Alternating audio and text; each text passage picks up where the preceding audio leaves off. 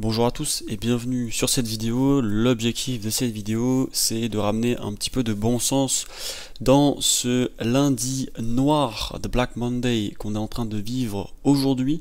On a eu des capitalisations boursières qui se sont légitimement écroulées au sol, d'accord. La plupart des intervenants sont en train de se demander finalement que se passe-t-il sur les marchés financiers, qu'est-ce qui est en train d'intervenir, d'accord. On a le VIX ici, donc l'indice de volatilité, qui est venu nous chercher 78% au début de matinée.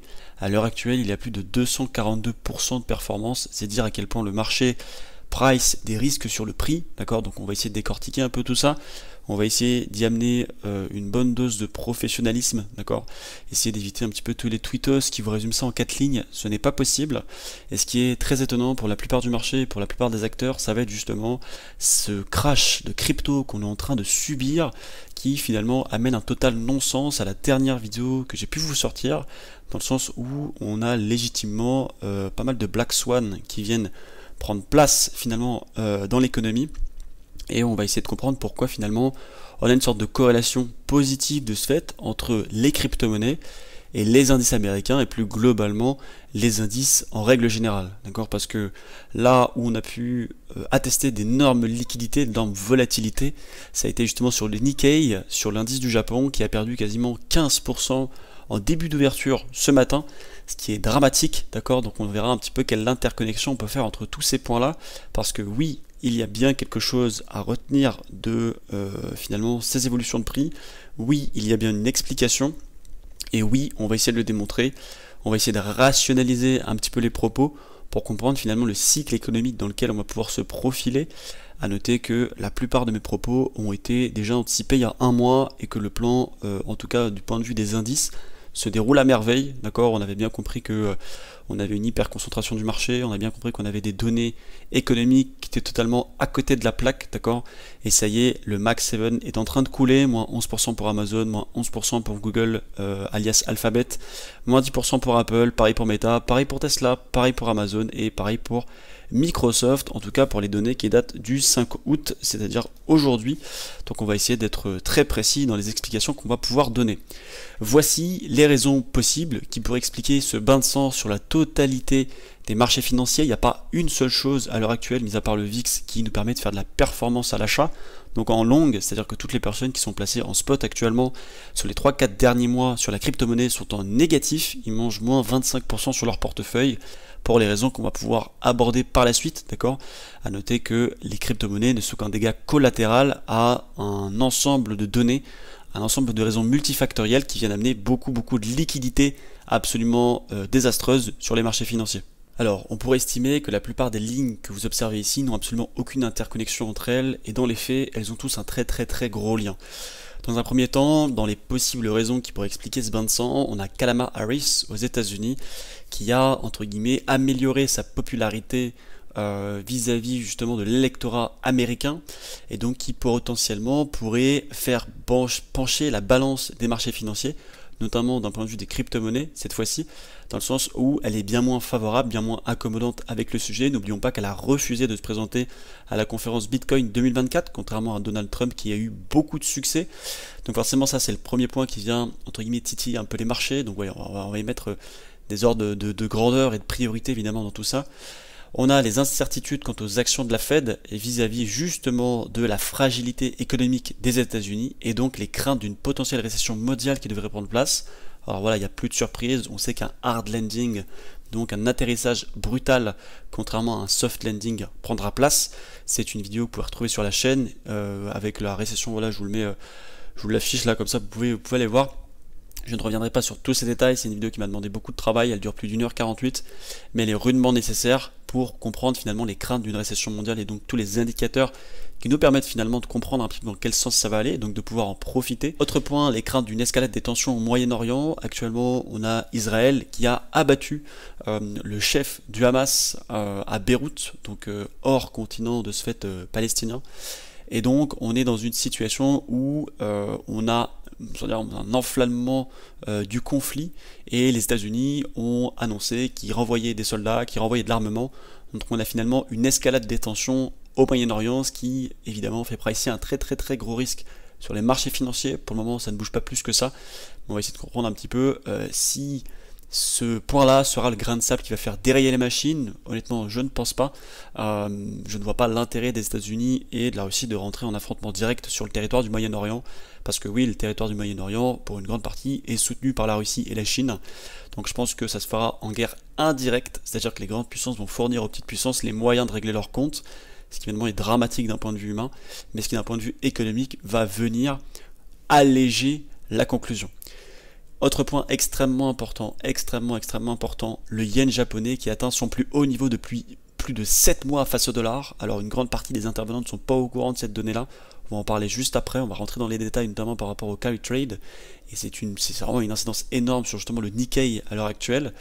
La liquidation de centaines de millions de dollars de crypto de sociétés de trading, les sorties de TF Bitcoin et Ethereum Spot, les chocs d'approvisionnement depuis le début juillet liés aux ventes de Bitcoin du gouvernement allemand et des remboursements au Bitcoin aux créanciers de l'exchange en faillite Mt. Gox. Évidemment, on a beaucoup de prises de profit sur les remboursements. Les craintes que le gouvernement américain commence à vendre de ce fait sa réserve de Bitcoin pour potentiellement financer sa dette ou pour financer par exemple l'escalade qui est en train de montrer au Moyen-Orient. D'accord, c'est des craintes et donc tout ça, ça amène de la peur et les émotions sur le marché. C'est peut-être la pire chose qui peut intervenir parce qu'on passe d'un comportement rationnel où tout le monde suit son plan, tout le monde suit ses connaissances, ses compétences, à de l'irrationalité totale. Et dans ces cas-là, on n'a rien de pire dans le sens où c'est vraiment quelque chose qui va venir apporter des comportements totalement aléatoires. D'accord. Et ça, c'est catastrophique et c'est exactement, on va dire, une petite partie du raisonnement qui est en train de se produire à l'heure actuelle. Le transfert de 1,5 milliard de dollars en Bitcoin et en Ethereum du prêteur de crypto en faillite Genesis. Donc voilà, ça c'est des petits détails. Mais malgré tout, il faut savoir qu'actuellement, 93% des portefeuilles qui ont investi dans un délai des 3 derniers mois ont subi les pertes de ces dernières 24 heures. Pour le premier sujet, on a effectivement Kamala Harris qui commence à avoir une cote de popularité, commence à grimper. Donc évidemment, par rapport au marché du crypto-monnaie, c'est plutôt ce qu'on appelle hawkish, d'accord, c'est plutôt c'est pas bon, d'accord, c'est négatif, dans le sens où on sait que les démocrates ont un aspect bien plus compliqué avec l'écosystème des crypto-monnaies. Encore une fois, je ne vais pas re-rentrer dans le sujet, je vous invite justement à aller voir la dernière vidéo que j'ai produite, où justement on parle de Gary Gensler, son lien avec les gouvernements démocrates, et le fait que les démocrates ne supportent pas beaucoup l'innovation dans ce sens-là, parce qu'ils y voient des inégalités, et donc ça vient finalement casser un petit peu toutes les valeurs de leur parti politique, ainsi que la doctrine dans laquelle ils veulent travailler par rapport au peuple américain. Donc actuellement, elle devance Donald Trump dans les sondages a priori. Cela dit, je préfère mettre de très grosses parenthèses sur les propos que je vais pouvoir tenir ici, parce que je ne peux tenir des propos que par rapport aux articles que je peux lire, et la plupart des articles sont orientés. D'accord, c'est très compliqué de trouver aujourd'hui des articles qui sont objectifs sur la situation. On a je ne sais combien de centres de sondage ou de centres statistiques qui vont pouvoir nous proposer des sondages qui sont plutôt pour Trump, plutôt pour Kalama, enfin bref, c'est vraiment une catastrophe. Donc c'est très compliqué d'avoir des informations fiables et viables à utiliser, qui ont une certaine légitimité, sur lesquelles on peut vraiment s'appuyer et bâtir un raisonnement en tant qu'investisseur. C'est très compliqué de mêler politique et finance, dans le sens où dans tous les cas c'est la finance qui décide, on le voit à l'heure actuelle, pour tous les points, d'accord, la politique n'est que le théâtre de la finance, c'est vraiment ce qu'il faut comprendre, mais c'est quand même important de le notifier, parce que ça peut être un petit micro détail de justement la peur qu'il va prendre sur les marchés, parce que Kamala Harris finalement prend un petit peu plus de torse par rapport aux élections, et donc on peut se mettre à la place d'un investisseur qui se dit ok, il y a Kamala Harris qui va arriver, Bitcoin est sur des plus hauts actuels, je vais prendre mes profits puis on verra ce que je fais après les élections. Voilà, c'est typiquement le raisonnement d'un investisseur classique qui en tout cas n'a pas de vision professionnelle ou de vision long terme, très peu de connaissances, qui s'est fait un peu happer par le domaine, qui a réalisé quelques bénéfices, il ne sait pas trop comment, et il faut savoir que c'est le cas de 7 personnes sur 10, d'accord. Donc ça c'est très important à mettre en avant. Et ici ce qui est très intéressant, c'est qu'on a Ipsos, qui est cette fois-ci un cabinet de sondage extrêmement fiable, d'accord, qui est totalement apolitique, qui est vraiment objectif, donc c'est très intéressant, qui nous explique que elle ne recueillait que 35% des opinions favorables la semaine dernière, et que c'est en fin juillet, elle est à 43%, d'accord, donc elle a gagné quasiment 10 points, d'accord, ce qui est quand même pas mal, selon évidemment une étude très certifiée de Ipsos, vous pouvez vérifier sur internet, c'est un cabinet qui fait preuve d'une déontologie assez précise, à l'inverse, alors que Donald Trump pouvait enregistrer une percée à 40%, d'accord, donc actuellement peut-être que Kamala Harris, en tout cas dans les sondages, et devant, ce qui évidemment ne plaît pas au marché, ne plaît pas à la finance, et donc ça se reflète particulièrement sur les marchés. Mais cela dit, pour moi, c'est pas un sujet qui pèse lourd dans le raisonnement actuel. Vous allez comprendre pourquoi. La finance dicte les marchés financiers et c'est pas la politique qui la dicte, sinon on n'aurait pas ces raisonnements sur la totalité des élections. Enfin, ça marche pas vraiment pas comme ça. Donc ici c'est très intéressant, vous avez justement pareil des données de Ipsos. Ok, ça c'est un article de Ipsos qui nous montre qu'une large majorité, c'est-à-dire 86% des démocrates et la moitié, 52% des Américains, ils estiment que Harris devrait être la candidate démocrate à la présidence. Donc ça y est, ça a été certifié ce week-end, d'accord. C'est bien elle qui remplace Joe Biden. 9 démocrates sur 10, c'est-à-dire 88% se montrent enthousiastes à cette idée-là, 63% très enthousiastes et 25% plutôt enthousiastes. Ça veut dire que une grosse partie justement des démocrates qui vont la soutenir, qui vont parler en son nom et qui vont pouvoir la propulser potentiellement en tant que présidente de la première puissance mondiale, c'est-à-dire les États-Unis d'Amérique. En comparaison, 82% des républicains se disent enthousiastes à l'idée que Trump soit président de la République. D'accord ? Donc en règle générale, on est retombé sur un équilibre très on va dire compétitif entre les deux partenaires vis-à-vis des élections.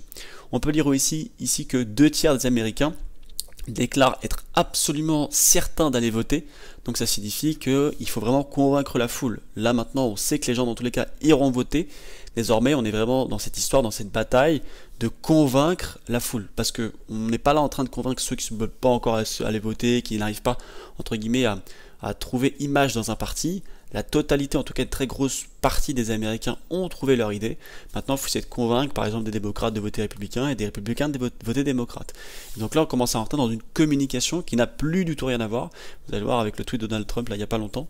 Et là, vraiment, on rentre dans une politique très agressive, très piquante, très tranchante, d'accord. Et donc forcément, on va commencer à tester de showman un peu aux États-Unis. L'opinion sur Joe Biden s'est légèrement améliorée depuis qu'il s'est retiré de la course pour 2024, d'accord. Savoir que la plupart des Américains ont vu ça comme une preuve de leadership, ok, donc vraiment voilà, c'est bien, il montre l'exemple, il se met de côté, c'est mature, c'est machin. Bon, dans la réalité des faits, on sait très bien pourquoi il s'est mis de côté.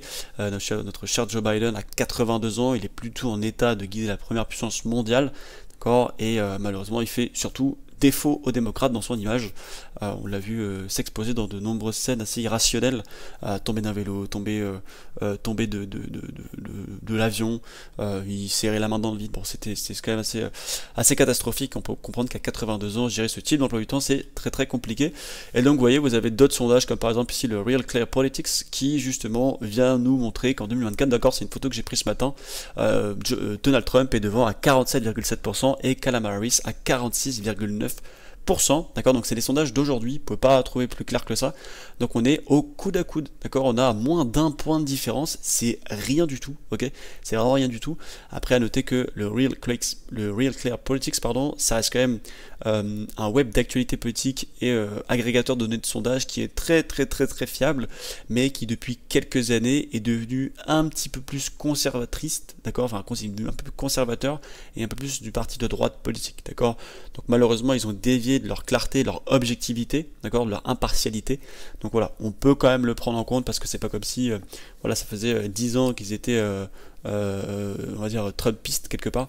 Alors voilà, c'est encore prenable en compte, mais je pense que pour les prochaines élections américaines, il faudra prendre un petit peu plus de recul. Et quand je vous disais qu'on était dans une politique bien plus tranchante et bien plus potentiellement arrogante aussi, il va vraiment falloir convaincre par exemple des républicains de voter démocrate et des démocrates de voter républicain. On a ce type de tweet de Monsieur Trump qui est paru ce matin à 11h20, comme quoi justement le stock market se crash et justement il explique que c'est la faute de Kamala Harris, d'accord, comme quoi justement c'est Kamala Harris et Joe Biden qui finalement ne servaient à rien. Alors je ne l'ai pas traduit, d'accord, pour ceux qui parlent anglais vous comprendrez ce qu'il explique, et il en a posté d'autres où il était beaucoup plus virulent. Donc le crash boursier, comme je l'explique souvent, il est en réalité déclenché par de multiples raisons, à commencer par la hausse des taux d'intérêt au Japon, les données sur le chômage aux États-Unis et la guerre en Iran, d'accord. Donc voilà, il faut faire très attention au côté politique. Donc déjà, premier pas qu'on démystifie, oui la politique va avoir un impact, oui la politique c'est la première chose qu'on va observer parce que ça passe sur les réseaux, ça passe sur les médias, mais non, ce n'est pas la raison du crack actuel, d'accord, c'est peut-être une petite partie de la raison, parce que malgré tout, beaucoup d'intervenants vont écouter un peu ce que la politique peut énoncer, parce qu'encore une fois, le personnage politique qui va passer va pouvoir dicter la politique du pays, la politique financière, fiscale et plein d'autres choses, d'accord? Donc forcément, il va avoir un intérêt à un moment donné, mais c'est pas vraiment la raison principale. La raison principale, c'est celle-ci, c'est que Biden, n'importe quoi, Jérôme Powell, dont on a beaucoup parlé encore une fois dans beaucoup de vidéos, qui est le président de la Réserve fédérale aux États-Unis, d'accord? Donc c'est lui et son comité qui vont se réunir pour décider de la continuité de la politique monétaire aux États-Unis. Actuellement, ont décidé, après justement les données du chômage de la NFP, le No Farm Payroll, ok, de vendredi dernier, de diminuer les taux d'intérêt en septembre. Bon, je pense qu'au vu de la situation actuelle, les taux vont être baissés avant septembre, d'accord? Encore une fois, je le reprécise, je refais un rappel sur ce que je vous explique maintenant. Allez voir la vidéo sur la récession, car je ne réexpliquerai pas, dans cette vidéo tout du moins, c'est pas le sujet, le lien de causalité entre la baisse des taux d'intérêt de la Fed et l'économie, d'accord, avec le S&P 500, les indices, les matières premières, etc., d'accord. En toute logique, quand on a augmenté les taux d'une telle manière qu'on a établi une pause et qu'on va commencer à les diminuer, on est censé rentrer dans une récession économique. Maintenant, ce qu'on va essayer de mesurer, c'est la magnitude de cette récession et les dégâts que cette récession va provoquer. Parce que oui, c'est bien, on va comprendre le passage de la main faible à la main forte, on va réussir à en profiter, on va réussir à émettre des bonnes allocations qui pourront nous ramener des très bonnes valorisations de portefeuille, on va pouvoir finalement en profiter financièrement, très clairement, mais il faut pouvoir comprendre dans quel sens on va, enfin vraiment dans quelle île on va atterrir. D'accord, c'est très très important. Donc les taux évidemment c'est un point très très très important, c'est-à-dire que à peu près 6 mois avant, d'accord, même pas 6 mois, c'est à peu près, à partir du moment où on va commencer à baisser les taux, la récession intervient à peu près 150 jours après, d'accord, entre 3 mois à 4-5 mois, d'accord. Donc actuellement, septembre, on va faire le calcul juste après, la récession devrait commencer à intervenir. De plus, encore une fois, je le reprécise, si vous n'avez pas vu la vidéo sur la récession, vous n'allez rien comprendre. Il faut vraiment prendre note du contenu que je poste, d'accord, j'aimerais bien remettre une parenthèse là-dessus. Je ne compte pas être connu, je ne compte pas, entre guillemets, avoir de la popularité, d'accord? Je compte vraiment travailler avec les gens à travers cette chaîne YouTube qui ont beaucoup de détermination, qui sont très professionnels dans ce qu'ils abordent, d'accord? Donc si forcément vous n'avez pas regardé ce qu'il y avait avant, ça sert à rien de rester sur la vidéo, vous ne comprendrez pas ce que je vais expliquer, d'accord? Ici on n'est pas là pour aborder la finance comme sur Instagram, comme sur TikTok, on est vraiment là pour faire du travail précis, du travail complet, d'accord, sur tous les bords. On est là pour faire de la finance et pas être des bidouilleurs de bougies sur TradingView, d'accord. Donc forcément la fondamentale actuellement a un intérêt énorme. Ici on a la courbe des taux qui va commencer à se retourner, d'accord, hein, pour image, la courbe des taux, on va le voir juste après, à chaque fois qu'elle a été inversée, à chaque fois elle est revenue à zéro, d'accord, on a toujours eu une récession par la suite. Voilà, on est sur la courbe des taux, donc ici la courbe des taux, pour expliquer ce que c'est finalement le retranchement des obligations à 10 ans par les obligations à 2 ans, d'accord. Dans l'économie, quand vous prêtez pendant longtemps, finalement on a plus d'incertitude à savoir ce qui va se passer dans 10 ans que d'incertitude à savoir ce qui va se passer dans 2 ans. Donc plus vous prêtez sur une longue période, plus en principe le taux d'intérêt est élevé, d'accord. Donc à 2 ans, c'est facile de pricer ce qui va se passer, d'accord. C'est-à-dire qu'en 10 ans, vous pouvez avoir plusieurs mandats politiques, etc., d'accord, ça peut être très volatile. Alors qu'en 2 ans, finalement, on est toujours sur le même mandat, il n'y aura pas trop de problèmes. Et donc en principe, à 2 ans, vous avez forcément un taux d'intérêt qui est inférieur à ce que vous avez prêté pendant 10 ans. Bon, ça c'est la logique. Et donc la courbe des taux, ici, ça vient retrancher le taux, enfin, le rendement à 10% par le rendement à 2 ans. D'accord. Ici, on voit bien que par exemple le 10 ans sur ces plus hauts là est supérieur de 2,89%. D'accord. Et ici, quand on a une inversion de la courbe de taux, c'est-à-dire que le 10 ans rémunère moins que le 2 ans, c'est qu'on price, on émet, on envisage des risques à court terme. D'accord. Et là, je vais vous mettre un indicateur de récession. Les bandes rouges que vous voyez là, c'est qu'à chaque fois que la courbe des taux s'est inversée, on a une récession par la suite. Ici, récession de 2000, de dot-com, ici récession de 2008, d'accord, et ici récession de 90. Et là, on est inversé avec une magnitude absolument gigantesque, d'accord. Donc comme vu dans la vidéo que je vous annonce depuis le début, c'est pas parce qu'on a une profondeur d'inversion de courbe qu'on va forcément avoir une grosse récession derrière. Sauf qu'actuellement, on va quand même être sur un mastodonte de récession financière qui devrait prendre place, d'accord, pour beaucoup de points qu'on va aborder et qu'on a déjà abordé. Voilà, je reviens pas sur toute l'interprétation de la courbe des taux, mais ici on a la courbe des taux qui, ça y est, va cross la zone des 0%, ça veut dire qu'en principe, 6 mois après, d'accord, on devrait avoir la récession. Okay, donc on va pouvoir établir quelques calculs après et quelques petites projections. Voilà pour la courbe des taux. Donc ça y est, on y est. Sur nous, on a fait toutes ces statistiques, excusez-moi. Donc on devrait commencer à pouvoir anticiper certains mouvements. Et donc vous voyez ici, je vous l'avais mis. À chaque fois qu'on a cross ici, on a une récession qui s'est produite. Et voilà, je vous le remets ici. Allez voir cette vidéo, séisme financier à venir sur YouTube, Rise officiel. Vous pouvez pas vous tromper.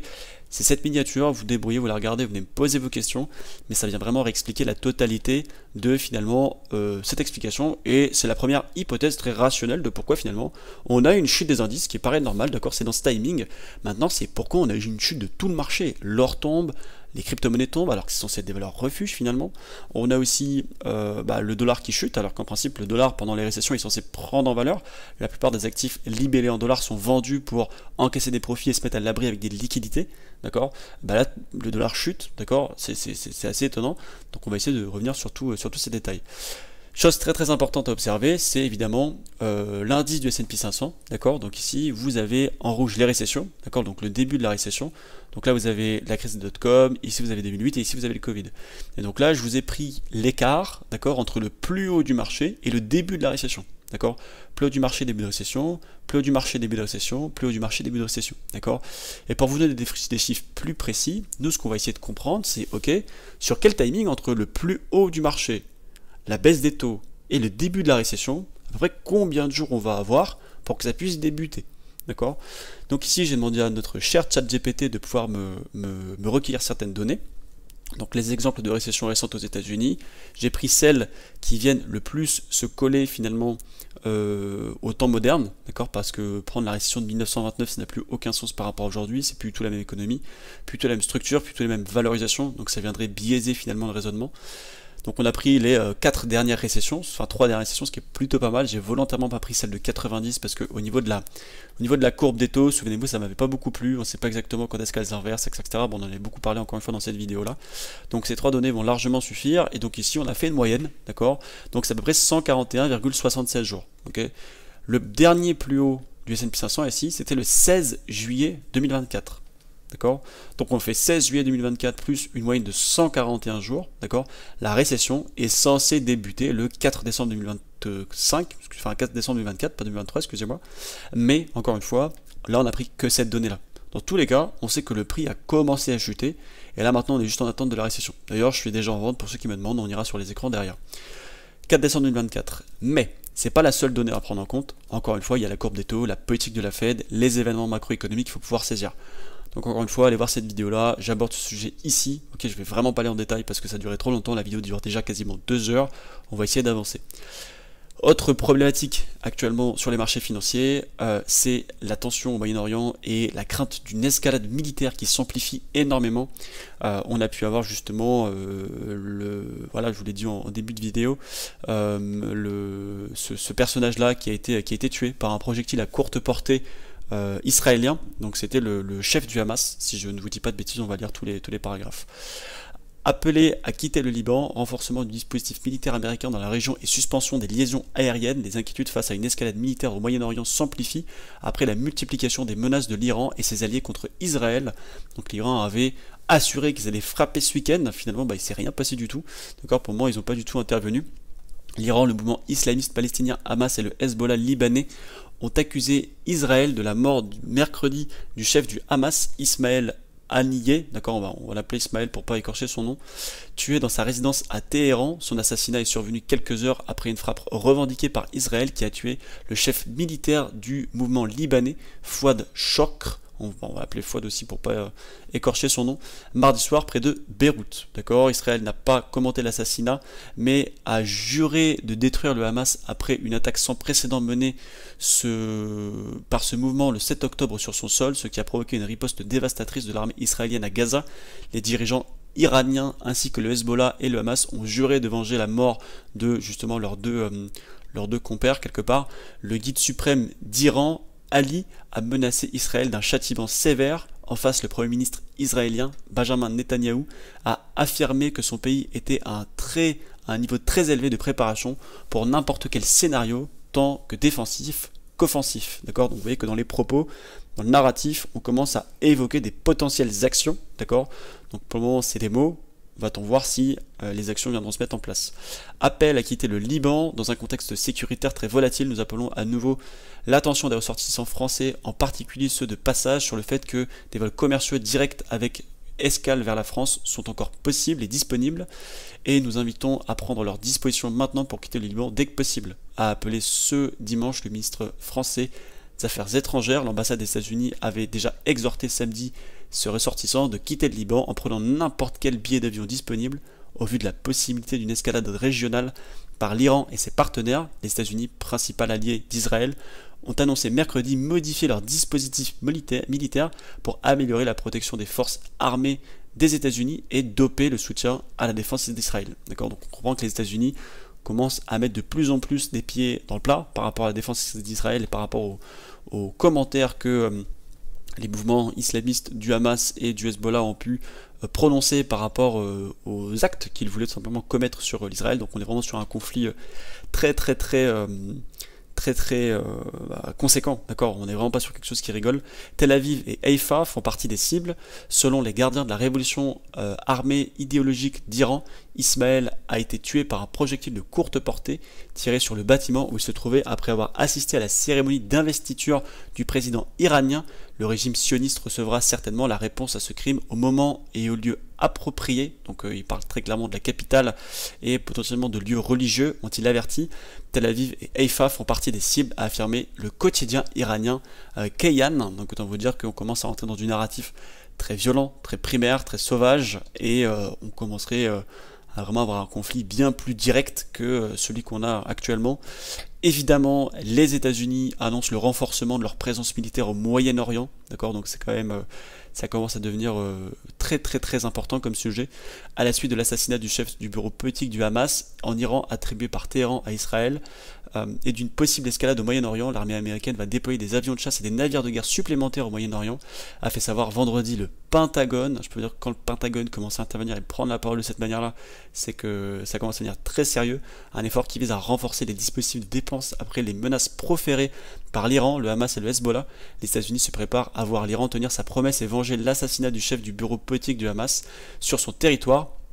En raison de ces tensions au Proche-Orient, le ministre américain de la Défense s'est inquiété de la possibilité d'une escalade régionale par l'Iran et ses partenaires. Le secrétaire américain de la Défense a approuvé l'envoi de navires de guerre américains supplémentaires au Moyen-Orient et en Europe. Des avions de chasse supplémentaires seront également déployés au Moyen-Orient. Le ministre a donné l'ordre de procéder à des ajustements de la posture militaire des États-Unis afin d'améliorer la force de protection américaine, d'augmenter le soutien à la défense d'Israël et de faire en sorte que les États-Unis soient prêts à répondre à toute éventualité, a indiqué encore une fois le Pentagone dans un communiqué. Frapper Israël en profondeur. L'Iran a déclaré samedi à son allié Hezbollah qu'ils allaient frapper Israël en profondeur et ne pas se limiter aux cibles militaires, c'est-à-dire que ils vont s'attaquer aux civils, en réponse à l'assassinat du chef militaire du mouvement islamiste libanais mardi près de Beyrouth. Fouad Chouk, le militaire du Hezbollah, avait été tué mardi soir dans un raid aérien israélien contre un immeuble dans un lieu du sud de Beyrouth qui avait fait 6 autres morts, dont 5 civils. Dans un discours jeudi, le chef du parti avait promis de répondre à cette agression contre le bastion du Hezbollah dans la capitale libanaise, faisant craindre une nouvelle escalade. Après cette frappe, nous prévoyons que le Hezbollah choisira davantage de cibles et frappera à la profondeur d'Israël, a déclaré samedi la représentation de l'Iran auprès des Nations Unies. Le Hezbollah, allié du Hamas palestinien et soutenu par l'Iran, échange des tirs presque quotidiens avec l'armée israélienne le long de la frontière israélo-libanaise depuis le début de la guerre dans la bande de Gaza le 7 octobre, déclenchée par l'attaque sans précédent du mouvement islamiste Hamas contre Israël. Le Hezbollah et le régime avaient observé certaines lignes que l'attaque de mardi soir a franchies, a indiqué la représentation iranienne. Désormais, le mouvement libanais ne se limitera pas sa réponse qu'aux cibles militaires. Donc très clairement, ils vont commencer à s'attaquer au peuple et ne plus, entre guillemets, ouvrir les yeux sur qui ils vont pouvoir pointer leurs forces militaires. Donc on est très clairement dans une guerre qui passe à un autre stade. À noter que les États-Unis, depuis le début d'année, ont envoyé des drones, des roquettes, des missiles, des soldats américains, et actuellement, ils sont plus de 40 000, d'accord, je crois qu'ils sont envoyés entre 10 et 15 000 là actuellement pour soutenir Israël dans cette lutte, d'accord. Donc forcément, on a une montée des tensions actuellement au Moyen-Orient qui n'a jamais plu, qui ne plaît pas du tout. Donc forcément, les investisseurs price du risque, les investisseurs price de la peur. Donc qu'est-ce qu'ils se disent? Ils disent voilà, on est sur des plus hauts de Bitcoin, actuellement ça sent le roussi en Israël, on comprend à peu près ce qui se passe aux États-Unis, et ben on vend nos Bitcoins, d'accord? On vend nos crypto-monnaies, on vient prendre des profits. Cela dit, encore une fois, l'impact réel de ce conflit n'a d'impact que pour le moment sur le VIX, d'accord, sur la volatilité de prix. Le pétrole, lui, de son côté, il crash actuellement, d'accord, lui aussi est en chute totale, je l'ai vendu à 3 reprises la semaine dernière. Donc pour le moment, bon, on va rester assez concentré sur ce qui peut se passer.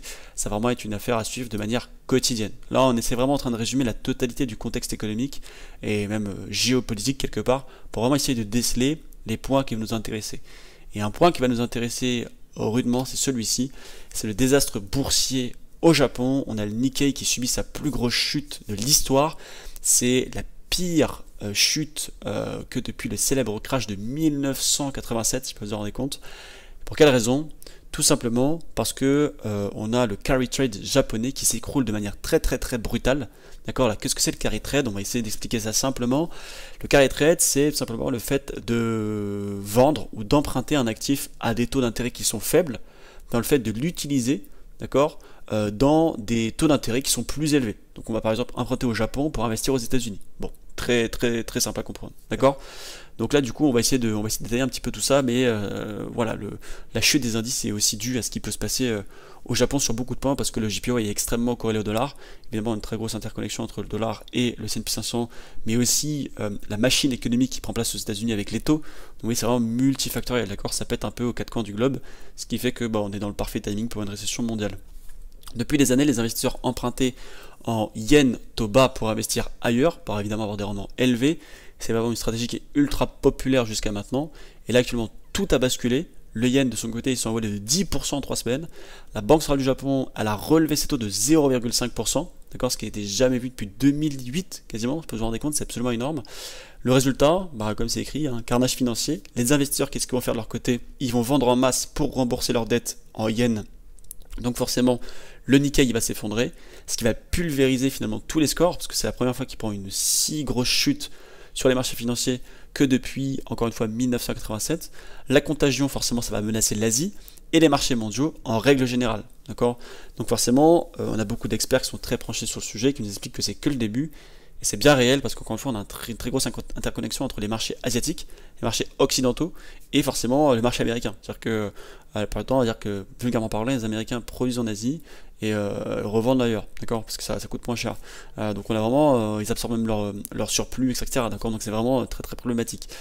Les valorisations américaines sont désormais vulnérables aux changements politiques et monétaires en Asie. Donc vous voyez, on est vraiment sur quelque chose de très compliqué. On va expliquer ça assez simplement, vous allez comprendre. Le carry trade, donc c'est 20 milliards de dollars qui viennent, 20 000 milliards, excusez-moi, de dollars qui viennent d'exploser, ce qui est absolument énormissime. C'est une très grosse somme pour dire. Depuis 40 ans, le Japon a utilisé cette stratégie dangereuse qui consistait à emprunter à bateau pour investir à haut rendement à l'étranger. La situation économique du Japon a désormais atteint un point critique. Le yen s'est effondré, le Nikkei a subi une chute historique. Et actuellement, la Banque centrale du Japon, pour pouvoir relever son indice, pour pouvoir stabiliser la situation et retomber sur une économie à peu près stable, est dans un dilemme qui est très compliqué. Première possibilité, elle resserre sa politique monétaire. Deuxième possibilité, elle poursuit l'assouplissement. Donc soit elle augmente ses taux, soit là elle les rebaisse. Sauf que si elle a commencé à les augmenter, c'est pas pour les descendre. D'accord ? Le premier choix pourrait provoquer un effondrement économique. D'accord ? Le yen fort entraînerait des pertes massives sur les actifs étrangers et à la hausse des taux ferait exploser les coûts d'emprunt du gouvernement, très clairement, parce que si vous resservez votre politique monétaire, vous augmentez la rémunérabilité de votre monnaie, et donc la monnaie devient plus difficile à rembourser. Bon, premier point. Deuxième point, le risque c'est d'aggraver l'instabilité financière, parce que si vous continuez l'assouplissement financier, le yen perd en valeur, et tout peut être légitimement catastrophique. On va l'expliquer juste là. Donc forcément là vous avez le Nikkei ici qui a perdu 14% de valeur en l'espace d'une matinée, d'accord, depuis minuit 47, hein, vous voyez, minuit 47, ouverture des marchés à 23h50, 23h59 ici en Europe, une heure après, moins 13%, ce qui est absolument énorme. Ici on a vraiment le gros down du Nikkei, d'accord, c'est la première fois que depuis 1987, excusez-moi, on a été chercher plus bas, d'accord, on n'a jamais eu un taux de volatilité aussi intense que celui-ci. Et donc vous voyez que ici depuis 2008, d'accord, en réalité depuis 2008 on n'a jamais augmenté les taux de cette manière-là, d'accord, vous voyez depuis 2008 en réalité, donc bien plus que 2015 dans les faits, on n'a jamais réaugmenté les taux à ces niveaux-ci. D'accord? Donc vous voyez, c'est quand même assez catastrophique et donc forcément à chaque fois ça produit pas forcément quelque chose de favorable. Ici le VIX de son côté, on fait une petite parenthèse par rapport au VIX. Le VIX de son côté c'est un indicateur de volatilité des marchés financiers et là actuellement sur le mois, sur les 3 mois, il est en train de prendre 313% de valorisation. D'accord? Il est en train de détruire le record qu'il avait établi ici à la clôture, c'est-à-dire en 2020 pendant le Covid, ce qui est absolument énorme. Donc le VIX quand il explose de cette manière-là, c'est-à-dire que le marché price du risque. Parce que le marché est en train de dire oula, ça sent pas bon, c'est très problématique ce qui est en train de se passer, on va faire attention. D'accord? Donc ça c'est très important, très important à suivre. Et évidemment c'est pas du tout de bon augure pour la suite des marchés financiers. C'est pas du tout bon. Ici vous avez le Nikkei, d'accord, donc l'indice du Japon, de manière technique, en tout cas par rapport, on va dire de l'analyse graphique, ce qui est mon métier. À mon sens on devrait continuer de chuter de manière assez intense, tout du moins jusque ces niveaux-ci, voire même ces niveaux-là. Même peut-être ces niveaux-ci en réalité, je ne l'ai pas affiché, mais c'est pas du tout impensable, parce que la situation au Japon est dramatique, elle est très complexe à expliquer. On a une fondamentale là-bas qui est à flux tendu sur beaucoup de points. Donc on est sur un down market, évidemment, qui va suivre la ligne directrice des indices américains, et donc forcément, ça va être à suivre de très près, cette histoire. De toute façon, le Japon va suivre la dynamique américaine. D'accord? Donc encore une fois, allez voir la vidéo pour comprendre les niveaux de retracement qu'on attend sur les indices américains. Carry trade du yen japonais, donc on va expliquer un petit peu tout ce que c'est. Donc le carry trade du yen japonais est l'un des carry trades les plus populaires sur le marché du forex. Le forex c'est quoi? C'est les devises monétaires, d'accord? Donc une devise contre une autre. La Banque centrale du Japon maintient ses taux d'intérêt bas depuis des années pour stimuler la croissance économique, faisant du yen une monnaie de financement populaire. Les traders empruntent des yens à des taux d'intérêt faibles et investissent dans des devises à plus haut rendement telles que le dollar australien, le dollar néo-zélandais ou la livre turque. D'accord, bon, le dollar c'est bien plus intéressant. Le différentiel de taux d'intérêt génère un profit pour le commerçant. Cependant, le risque lié au carry trade du yen est que le yen puisse s'apprécier fortement, entraînant des pertes pour le trader en question. C'est pour ça qu'actuellement, quand on a augmenté les taux au Japon, on a augmenté la rémunérabilité, donc forcément le dollar lui de son côté il était protégé, donc vu que le yen japonais pardon il était protégé, donc s'il est protégé il gagne en valorisation et donc il s'apprécie, et s'il s'apprécie ça entraîne des pertes. Pourquoi ça entraîne des pertes? On va le voir juste ici. Lorsqu'un trader participe au carry trade du yen japonais en empruntant des yens à un taux d'intérêt plus bas pour investir dans des devises à rendement plus élevé, il est exposé à un risque de change. Ce risque de change découle de la fluctuation des taux de change entre les différentes monnaies. Si le yen japonais s'apprécie par rapport à la devise dans laquelle le trader a investi, cela signifie que chaque unité de la devise étrangère investie vaut moins de yens lorsqu'il est temps de rembourser le prêt initial en yens. En d'autres termes, le trader devra rembourser plus de yens que ce qu'il en avait emprunté initialement à la clôture. Donc dès qu'on a commencé à augmenter les taux, les investisseurs se sont dit ok, ça devient plus intéressant, on liquide tout. D'accord? Et ce qui s'est passé, c'est que cette politique, elle était volontaire de la Banque centrale du Japon. D'accord? Ils sont vraiment mis dans cette perspective, dans cette stratégie financière. Donc ça veut dire quoi? Boum, 20 000 milliards qui viennent de short. Donc forcément, le Nikkei ne peut que s'effondrer. Parce qu'encore une fois, cet investissement-là, vous voyez, il est présent d'autres choses, d'accord? Donc c'est une interconnexion. Cette appréciation du yen peut entraîner des pertes pour le trader car le montant qu'il doit rembourser en yen a augmenté en raison de la force du yen par rapport à la devise étrangère. Les pertes peuvent ainsi annuler les gains potentiels réalisés grâce au différentiel de taux d'intérêt, voire même dépasser ces gains, entraînant une perte nette pour le trader. Bon, là, vu le down du yen, je peux vous dire que ça n'a pas été le cas, mais il fallait réagir rapidement et maintenant depuis plus d'un mois largement. C'est pourquoi il est important pour les traders impliqués dans le carry trade du yen japonais de surveiller de près les tendances du marché d'échange et de mettre en place des stratégies de gestion de risque pour se protéger contre les mouvements défavorables des taux de change. Donc là, on va le voir juste après. Donc ici, comme je l'explique, augmenter les taux d'intérêt, c'est augmenter la rémunérabilité d'une monnaie et donc y établir un certain protectionnisme. D'accord? Quand vous augmentez les taux, vous faites de la protection monétaire. Vous voulez qu'il y ait moins de masse monétaire en circulation pour potentiellement combattre l'inflation. Donc vous protégez votre monnaie, vous la rendez plus rémunératrice. Okay? Le dollar ici, il se bat contre un JPY qui ne dispose d'aucune arme depuis 2016, même plus que ça, depuis 2008 dans les faits. D'accord? Donc là vous avez les taux d'intérêt ici du yen, d'accord, ici donc depuis 2008, d'accord, donc les taux sont à 0, donc il n'y a absolument aucun protectionnisme appuyé sur le yen japonais, mais c'était bien la stratégie de la Banque centrale du Japon. Récemment, la Banque centrale du Japon a augmenté les taux, donc le marché s'équilibre, mais le Japon est soumis à l'économie mondiale et américaine, donc les taux, les dettes, les taux bas, etc. Donc forcément le Nikkei prend une très grosse claque. Donc là on va être sur un graphique très intéressant, là on va être sur l'USD JPY, donc le dollar par rapport finalement au yen japonais. Donc on voit ici que la Fed, d'accord, donc c'est la ligne bleue, elle a augmenté les taux, donc la rémunérabilité de sa monnaie, donc la protection de sa monnaie, ici en 2022, d'accord. Et donc le dollar par rapport au yen japonais, il a gagné à peu près 50%. À peu près 50% de pouvoir d'achat. Donc c'est-à-dire qu'un Américain à l'heure actuelle n'a jamais été aussi riche en termes de pouvoir d'achat que ce qu'il a pu être au Japon. D'accord, c'est très un gros pouvoir d'achat par rapport à la monnaie. En tout cas par rapport au change, il a un gros pouvoir d'achat. Et en fait, on remarque ici que forcément, elle a augmenté ses taux, donc forcément, qu'est-ce qu'il a fait? Le USD/SPY, il a augmenté. D'accord, pourquoi il a augmenté?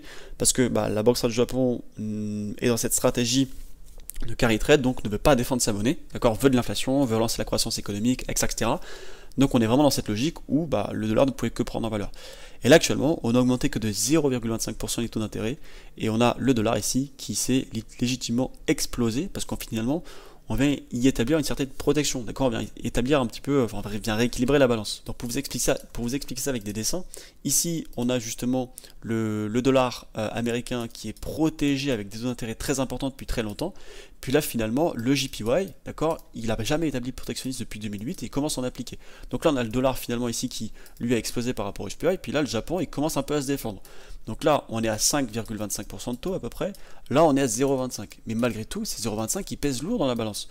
Parce que là, avant, on avait 5,25 de delta. Là, on a 5%. Donc forcément, on a une légère protection du JPY qui commence à arriver. Donc le marché commence à retracer.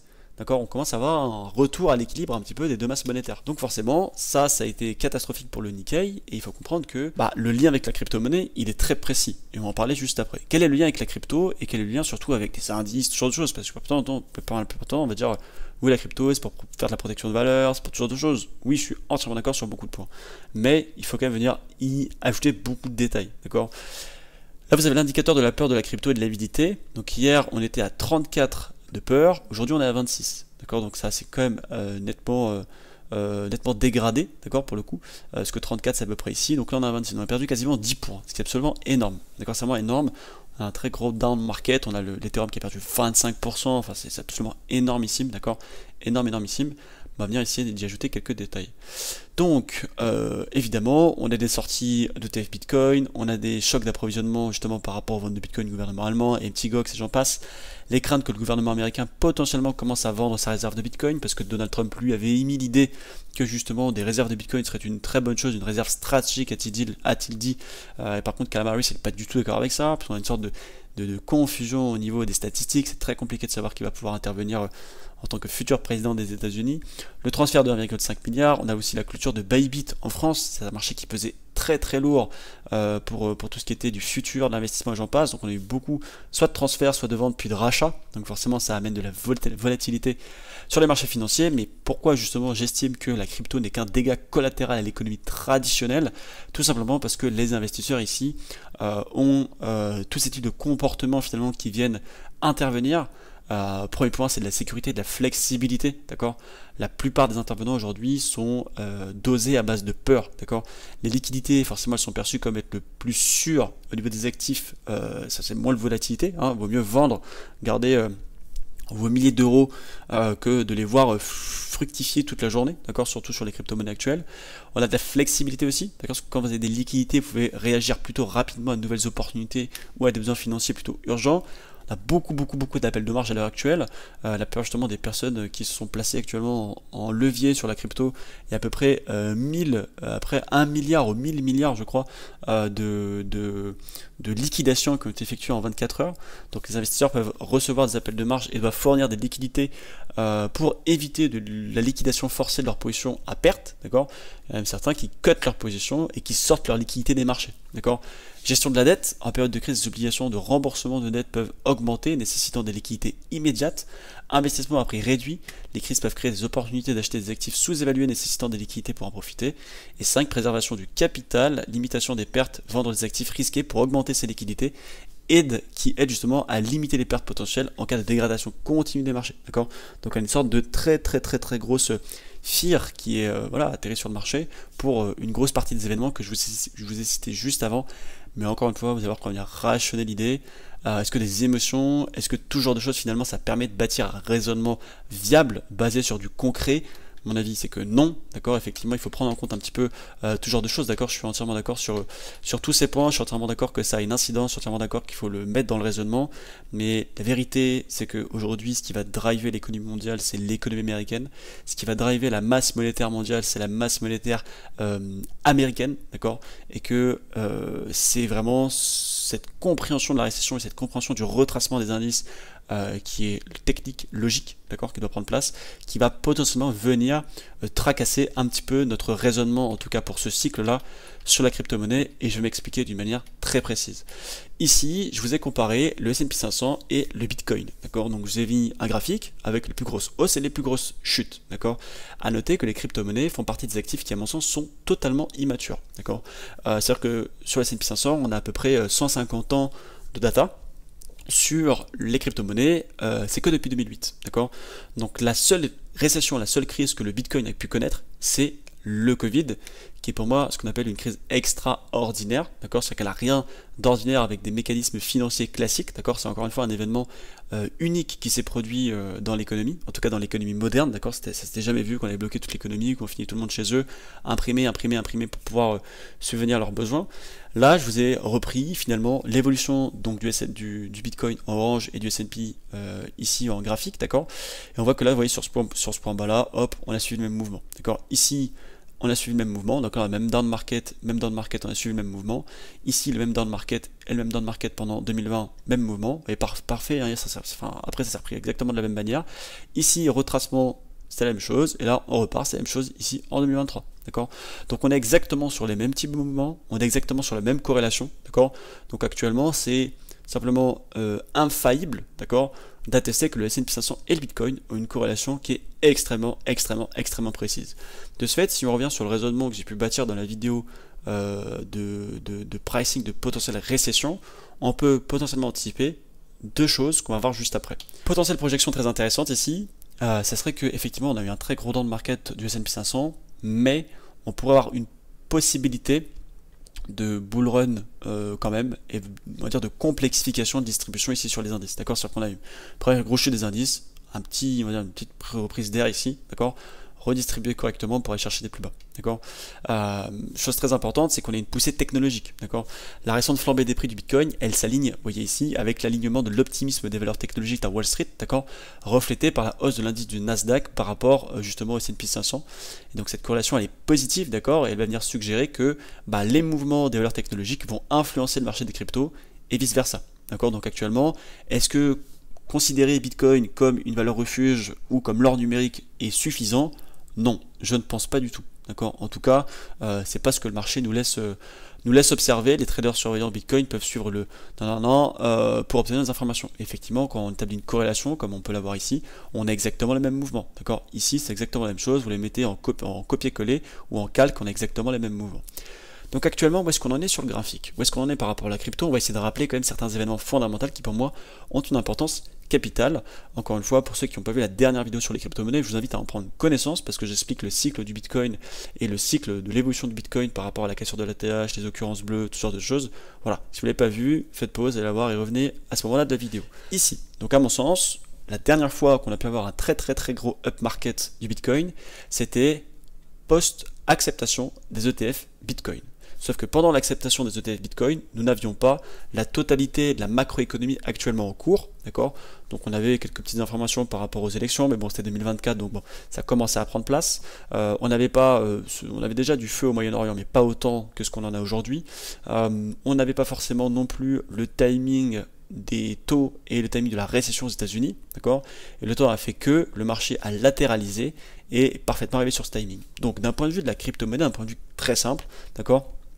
Ici, l'acceptation des ETF s'est faite ici, encore une fois j'en parle dans la dernière vidéo, et le point bas de la capitalisation, c'est-à-dire que pour moi les positions de la smart money sont présentes ici, d'accord, c'est là, c'est le plus bas, il est là, d'accord. Donc le niveau de recapitalisation possible, à mon sens, il se situe entre les 40 000 et les 48 000. Maintenant on a deux hypothèses. Première hypothèse, on a un bull run classique, tout se passe bien, c'est-à-dire que le cap reste le même et l'aspect cyclique du marché cryptographique viendra s'installer. D'accord, donc il n'y a pas de problème, on va aller chercher les 100 000, on viendra retracer sur une potentielle récession, ce qui pourrait nous mettre en avant le fait qu'on aurait une complexification au niveau des indices, on va y revenir juste après. Soit on a un deuxième plan, qui serait bien plus problématique, d'accord, et donc ça serait ce qu'on appelle une année sans au niveau bull run, au niveau halving, au niveau crypto-monnaie. Pour moi, c'est du 50-50, très clairement, voire même plutôt du 70-30 dans les faits par rapport aux indices. Cela dit, il va falloir attendre les élections, il va falloir attendre beaucoup de choses, et là, c'est vraiment de l'analyse graphique quotidienne. Le cap est désormais légitimement corrélé à l'économie traditionnelle, comme on vient de le voir sur le S&P 500, et subira la même peine que les indices au vu des conditions financières qui price une récession profonde. C'est-à-dire qu'on va retrouver une corrélation positive entre Bitcoin et le S&P 500 liée à cette idée de valeur technologique. D'accord? On a parlé de la surconcentration de Nvidia encore une fois dans une vidéo. Toutes les vidéos que je fais ne sont pas au hasard. Il y a vraiment une trame, c'est comme une série Netflix, d'accord? Rien n'est fait au hasard et tout a une logique et une interconnexion. Donc merci de les visionner parce que sinon vous n'allez pas comprendre. D'accord? Donc ici effectivement on pourra avoir une complexification des indices et donc on verra un petit peu ce que ça peut nous donner. Donc là, actuellement, la situation après ce lundi noir, on est toujours dedans, c'est celle-ci. Ok, on ne peut pas aller plus loin dans le raisonnement. On ne peut pas faire ça à Madame Irma à dire moi je sais qu'il y a ça, tiens je price ça, tiens je poste tant. Non, ça n'existe pas. Les situations qui sont en cours aux quatre coins du monde, et donc la situation globale macroéconomique, est unique dans l'histoire de l'économie. D'accord, on n'a jamais eu autant de Black Swan, autant de problématiques géopolitiques, financières, d'impression monétaire que ce qu'on en a sur ces dernières années. Donc ça en fait une crise totalement hors cadre, d'accord? Donc on peut évidemment utiliser la totalité des autres data pour comprendre ce qui va se passer derrière, mais malgré tout, on est sur un sujet unique, d'accord? Et pas forcément dans le bon sens. Maintenant la question c'est, est-ce que c'est la fin des haricots? Alors ça peut paraître étonnant d'utiliser ces propos-là, mais j'ai trouvé cette expression vraiment en phase finalement avec finalement la logique et l'atmosphère d'investissement dans laquelle on se situe. Enfin, on va essayer de comprendre un petit peu ce qu'elle veut dire, cette expression. On va essayer de revenir un petit peu sur l'origine et l'étymologie, parce que d'abord c'est très intéressant. Dans les faits, il convenait de manger en premier les animaux vivants et les produits frais, puis les biscuits secs, les produits salés ou fumés, et enfin le jambon et les haricots. Les haricots étant une denrée bas de gamme en période de vaches maigres, les internes étaient nourris essentiellement de ces légumes, donc vous voyez c'est très intéressant. Donc est-ce que c'est la fin des haricots? Est-ce que vraiment c'est la famine? Est-ce que vraiment c'est terminé? Est-ce que ça y est c'est la fin du monde? Est-ce que ça y est, voilà c'est terminé pour les crypto-monnaies, Black Swan, c'est fini, tout le monde a menti, c'est du bullshit, ça n'existe pas? Bon, on va calmer un peu les ardeurs, on va calmer quelques-uns des tweetos qui sont sur X maintenant, c'est plus Twitter, c'est X, en évoquant ce graphique, d'accord? Si on part du principe que on descend en dessous du niveau de capitalisation, d'accord? Le cap, comme on l'a dit, il serait désormais légitimement corrélé à l'économie traditionnelle, c'est-à-dire au S&P 500, et subira la même peine que les indices, c'est-à-dire une récession profonde. Maintenant, si on élargit un peu le graphique, d'accord? Si on prend un petit peu de recul, finalement, on repère que le S&P 500, après toutes les explications que j'avais données dans la vidéo sur, encore une fois, la récession, est l'actif qui évolue le plus sur les années, d'accord, depuis sa création, d'accord. C'est-à-dire que ici, ça c'était une récession, ça c'était une récession, ça c'était une récession, ça c'était une récession. Aujourd'hui, si on a une récession qui se produit, d'accord, vous voyez, par exemple, si on a compris la récession de 70, on dira c'est la fin du monde, c'est la fin des haricots, c'est terminé. Vous voyez, 70 ici, on est à peu près à 48, d'accord, là on est à 5346. Okay. Il faut comprendre qu'aux États-Unis, vous avez toutes les big heads. Vous avez des Elon Musk, vous avez des Steve Jobs, vous avez des Larry Fink, BlackRock, vous avez des Tim Cook, Apple, d'accord. Vous avez enfin, vous avez vraiment tout type de cerveau. Les États-Unis sont une économie qui fait que, par rapport à leur structuration, la totalité de la survie des États-Unis, c'est le stock market, l'innovation, l'entrepreneuriat et tout genre de choses. Okay. Ici, on est exactement dans cette période-là. C'est-à-dire qu'effectivement, si on regarde à court terme, si on zoome sur ce petit carré-là, c'est dramatique. Le marché prend moins 50%, c'est la fin des haricots. On l'oublie pas. Dans la réalité des faits, à long terme, on va chercher des plus hauts niveaux. Pourquoi? Parce qu'on est dans un élément passager. D'accord, on est vraiment dans un cycle économique qui n'est pas favorable pour la performance à l'achat, mais qui est favorable pour la performance à la vente. Maintenant, sur le point de vue des crypto-monnaies, je ne donnerai pas mon avis pour le moment. Parce que tant qu'on est dans cet espace de recapitalisation, à mon sens, il n'y a aucune décision à prendre. D'accord? C'est ni bon, c'est ni mauvais, il faut patienter, il faut attendre, il faut voir la continuité des événements macroéconomiques. Et donc ce qui est très intéressant, c'est que du coup, si on base la performance de Bitcoin sur la performance de S&P, après c'est pas la même valorisation, on est d'accord, bah finalement on voit que le S&P, vous voyez, sur toutes les années, entre 0 et 10%, bah il a été plus que valorisable. D'accord? Donc il a été plus rentable qu'à rentable, finalement. Donc vous êtes plus gagnant que perdant, pour parler un petit peu plus français. Donc forcément, on est sur quelque chose de très très très rentable. D'ailleurs, c'est l'actif qu'on appelle un actif de tonton, acheter des ETF MSCI World ou des ETF S&P 500, d'accord. Donc forcément, si on est bâti sur la performance du S&P, on ne devrait pas trop s'inquiéter pour les 5 à 10 ans à venir. Pour le coup, on a une moyenne de performance d'à peu près 9% par an, ce qui est relativement exceptionnel. ok. Donc il dit 9% par an sur du Bitcoin, qui actuellement est à peu près 50 000 $, c'est à peu près 5 000 $ par an sur les prix actuels. Bon, évidemment, 5% de 50 000, c'est pas pareil que 5% de 77 000. Bon, en réalité, là, 5% c'est 10%, donc ça c'est 2500. Donc non, c'est pas la fin des haricots. Oui, il faut pouvoir avoir un regard bien plus écarté que celui qui est actuellement. Et à mon sens, on est dans un bandeau rouge actuellement. Quand on est vraiment dans un bandeau rouge. Maintenant, c'est ce niveau-là que je vais attendre. Voilà, on m'a demandé pas mal de fois, on m'a posé beaucoup de questions sur Instagram, je sais pas combien de mails j'ai dû recevoir ou combien de messages sur Discord, mais voilà mon avis. Pour moi, on est sur ce niveau de recapitalisation. Il va falloir pouvoir observer aussi ce que ça va pouvoir nous donner, d'accord, et rester stable dans sa tête. Dans tous les cas, moi je vais être très honnête avec vous, j'ai des allocations sur ces prix-là, j'ai des allocations sur ces prix-là, j'ai même des allocations sur ces prix-là, d'accord, voire même ici, d'accord.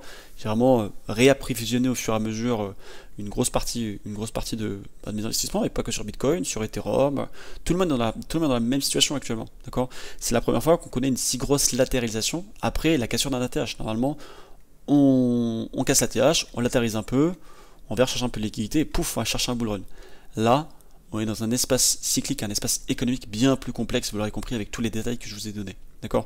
Donc qu'est-ce qui actuellement ici fait vaciller finalement les crypto-monnaies? Première chose, c'est la peur, donc la récupération de profit et la peur autour de l'économie en général, la peur vraiment à la finance, la peur à tout genre de choses, et putain, j'ai peur, vite, faut que je récupère mes sous, faut que je me mette en sécurité, d'accord. Et surtout, finalement, l'interconnexion aux indices qui font que, oui, on est en potentielle période de récession, d'accord. Donc, qui dit potentielle période de récession, dit retracement du marché, retracement du prix, d'accord. Cela dit, ça n'enlève en rien les fondamentaux à la crypto-monnaie, ça n'enlève en rien au halving, et cette logique, justement, de total supply qui diminue de plus en plus, d'accord, c'est-à-dire qu'on émet de plus en plus de Bitcoin. Ça n'enlève en rien, justement, au fait que BlackRock, qui est un des plus gros, vous avez compris, hein, pas besoin de décrire, a listé les ETF Ethereum, Bitcoin et j'en passe, d'accord, qui actuellement est un des plus gros détenteurs de Bitcoin avec le gouvernement américain et tout le reste. Donc bon, la Spark Money est de ce côté-là. Maintenant, on est dans des timings économiques qui sont fragiles, qui sont complexes. Et encore une fois, tous les crypto-boys que j'ai pu rencontrer sont d'accord avec ça, en tout cas pour les plus intelligents. Dieu merci, il en existe quelques-uns. L'économie traditionnelle, je dis bien l'économie traditionnelle, rythme l'économie moderne. Et l'économie moderne, c'est tout ce qui est Bitcoin, tout ce qui est crypto-actif, qui est pour le moment, et encore très immature sur beaucoup de points. D'accord. Et c'est pour ça qu'elles sont parfaitement corrélées aux plus grosses valeurs et aux choses les plus fiables, c'est-à-dire les indices, américains notamment. Parce qu'encore une fois, cette liaison à la technologie est aussi due au fait que beaucoup d'entreprises des méga caps détiennent des BTC. Donc, vu que ces entreprises les détiennent et qu'elles sont reliées au Nasdaq, on a une corrélation et une interconnexion qui vient se faire. On se retrouve sur le graphique le lendemain. Donc, vous voyez, on est toujours dans ce très gros niveau de potentielle recapitalisation, d'accord, avec ici les ETF BTC qui avaient été acceptés, donc évidemment celle de news ici. Les ETF Ethereum qui ont été, il me semble, acceptés ici. Donc, on a quand même un très gros sell de news, en plus de ce très gros flash crash dont on a parlé tout du long de la vidéo. Maintenant, on va revenir sur les indices parce que c'est ça qui nous intéresse, notamment sur le S&P 500 où je suis actuellement en vente. Et donc par rapport à ce que je vous ai évoqué juste avant sur les crypto-monnaies, si on a vraiment une corrélation à l'économie traditionnelle qui vient s'exécuter, je pense qu'il est possible qu'ici on vienne nous complexifier un petit peu le raisonnement potentiellement sur les indices américains dans une perspective d'agenda politique avant que vraiment les Américains puissent finalement mettre le bulletin dans l'urne. Ok, pour moi c'était un très bon timing à saisir. Voilà, c'est factuel, hein, c'est devant vous, je suis en vente et je suis en bon profit. Pareil, je suis en vente aussi sur le Nasdaq, si je dis pas de bêtises, non c'est l'US 30, voilà, ça c'est l'US 30 aussi. Donc pourquoi pas ici avoir une complexification du raisonnement dans l'intérêt du marché cryptographique, ok, et donc pouvoir attester ici que Bitcoin puisse finalement nous délivrer le bull run tant attendu et donc respecter sa fameuse cyclicité, d'accord. Là pour le moment c'est vrai que on n'est pas encore 100% on va dire on point de ce qui devrait se passer. Cela dit, on reste pour le moment sur des niveaux encore une fois acceptables, d'accord, hein. On est vraiment sur un très gros niveau de range ici qui dure maintenant depuis 161 jours, donc c'est quand même assez conséquent. On est venu nous sortir cette très grosse trendline présente ici. Donc oui, encore une fois, d'un point de vue justement de la récupération de contrepartie, on est vraiment sur un très gros niveau de reprise. Donc il va falloir pouvoir observer un petit peu le comportement de Bitcoin que je répète, est un actif relativement immature, d'accord. Encore une fois, par rapport aux récessions, par rapport aux complexités économique. La seule chose qu'il a connue, c'est 2020. Et encore une fois, c'est une crise dite extraordinaire, comme expliqué un peu plus tôt dans la vidéo. Donc écoutez, on va rester patient, on va rester observateur un petit peu sur ce que le prix pourra nous donner.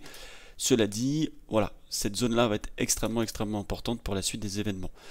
Merci à tous d'avoir suivi cette vidéo. C'était pas simple d'évoquer ce type de sujet parce qu'évidemment, encore une fois, on est sur des nouveaux terrains, on est sur des terrains neufs, donc forcément, on doit, entre guillemets, émettre des hypothèses qui parfois, potentiellement, n'iront pas au bout. Mais c'est toujours important, je pense, de donner son avis et de décrypter la situation de la manière la plus professionnelle. Prenez soin de vous, passez une très bonne journée et on se retrouve dans un prochain format. Salut tout le monde!